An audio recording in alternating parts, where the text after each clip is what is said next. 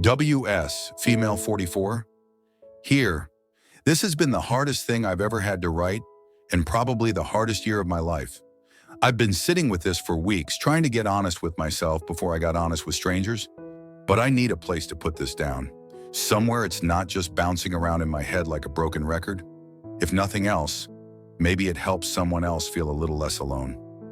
My husband and I were together 17 years, married 14. We've got 2 kids in their early teens. I was never unfaithful until last year. I had always seen myself as loyal, dependable, responsible. A little anxious, a little intense, but solid. A year and a half ago, everything cracked. My husband and I had been going through a long stretch of disconnection. Wasn't that bad, just the slow kind of emotional drift that happens when I've spent 2 decades together. We were 2 parents coexisting, coordinating homework, schedules, bills. But emotionally, we were miles apart. It felt like I was reaching for him in all the old ways, and he was just unavailable, distant, distracted, resentful. During this time, I reconnected with an old friend from college. I hadn't talked to them in years. Let's call him Nate. At first, it was totally innocent. We bonded over shared memories, the chaos of midlife, our kids. Then it shifted. It felt like oxygen. I was seen again, heard, desired. We started calling each other, then texting every day. Then one night he came into town. I met him. We kissed, and then it escalated fast over the next couple of months. I left finally.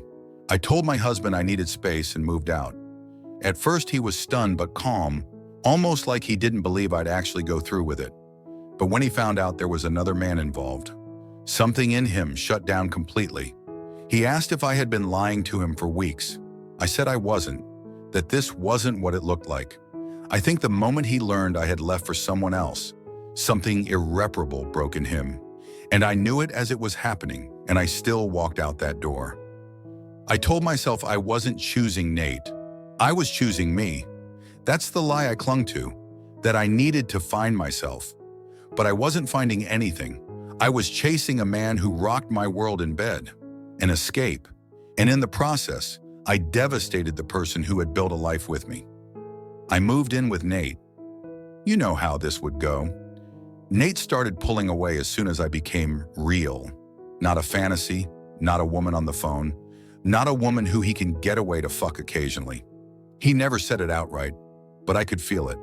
The texts at work slowed. The sex became sloppy, then stopped altogether. The I love yous turned into, I'm just really stressed. 2 months later, he told me he was moving out of state for work, alone. I went into something like shock after that. I knew it was the end of my fantasy. How fast it crumbled. The realization of what I had done was nauseating. I had destroyed my family, left my husband, set a bad example for my daughter. For this, I had shattered everything in my life and lost the man who had spent 17 years believing I was his safe place. I reached out to my husband. I just wanted to apologize. I wanted to say it directly, without blame or bargaining. He listened. He didn't interrupt. He didn't insult me. He was calm, detached. Said he appreciated the apology, but there was no going back. That was 2 months ago. Update 1. The withdrawal is real. I'm 1.5 months no contact with Nate. I deleted his number, blocked everything, and gave a friend access to my social media to make sure I didn't slip. It feels like withdrawal, literal, physical withdrawal. I'm jittery, nauseous. I dream about him and wake up feeling like I'm going to be sick. And yet I also hate him. I hate what he represented. I hate how weak I was, how lost, how I chose someone who didn't even choose me. But the hardest part is that this grief runs alongside guilt. And beneath that guilt is a constant drumbeat of shame that never quiets. I hurt everyone. My BS, my kids, myself. Even Nate, in a way. I let him think I was someone who was a worthy partner. I wasn't. My husband has remained kind but firm. He's on his way out. He doesn't stop me from seeing the kids. He's not alienating me, but he has made it crystal clear there will be no reconciliation. He told me, I will always respect you as their mother, but I can't go back to being your husband. I tried to reach you for years and you walked away without looking back. And he's right, I did. Sometimes I still have the audacity to feel angry. Like, he wasn't perfect. He shut down emotionally.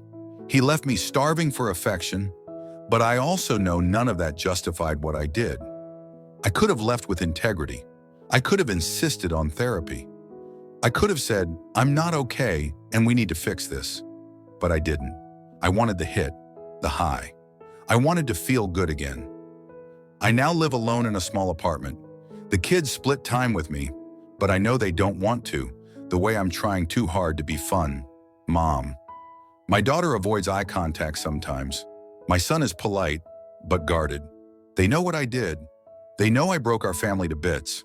I am in therapy. I'm working through my trauma history. I'm trying to understand how I lost my way so completely. But it's hard when I don't even know who I am anymore. I was the woman who judged cheaters. I was the one who said, if you're unhappy, just leave. Don't betray. And now I've become the very thing I swore I'd never be. Final update. It's been 3 months since that first post. The divorce came through last week. He didn't drag his feet. As soon as he got his ducks together, he filed, followed through, and kept it civil. But there was never a crack in the wall he built after D-Day. He never once wavered. I asked him once, during a quiet moment when we were coordinating a school issue, if he ever wondered what might have happened if we tried therapy, really tried. He looked at me and said, I don't wonder. I begged for that before you left. Now I'm just trying to heal. It gutted me, but I respect him for it. He's right. He gave me chances. He asked me to take them. I didn't, and now he's done. I want to be clear.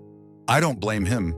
I think deep down, I knew even while I was begging for another chance that he wouldn't take me back. I think I knew the moment I left for Nate that this was the end of our story. The grief now is different. It's not the same as the withdrawal from the affair. That was an addictive crash, a craving. This is grief over the life I destroyed, the man I discarded, the woman I stopped being. I'm still in therapy. I still have days where I can't eat, still cry in the car, still feel panic when I look at old photos. But there are small moments of clarity too. Moments where I think, this pain is mine. I earned it, and I can survive it. I'm trying to become someone I can live with, not someone he would take back. That's over, but someone my kids can eventually trust. Someone who stops running when things get hard. Someone who doesn't need to be desired to feel real. I don't post this for sympathy. I post it because I want to stop pretending like it's not happening. I want to stop hiding behind the "I was in pain too" excuse. I want to own it. So if you're here and thinking the affair will fix you, it won't. If you're here thinking you can have it both ways, you can't. And if you're here thinking you'll be the exception who wins it all, just know most of us end up like this. Alone, grieving, rebuilding from ashes we lit ourselves. I don't know who I am yet, but I'm trying. And for the first time in a long time, I'm not lying.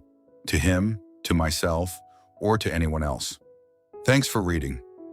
Comments. It's hard to read, but I appreciate your honesty. As someone who also blew up her life for an affair, I get the withdrawal. It's like coming off a drug, but worse because you're grieving something you know you never should have had.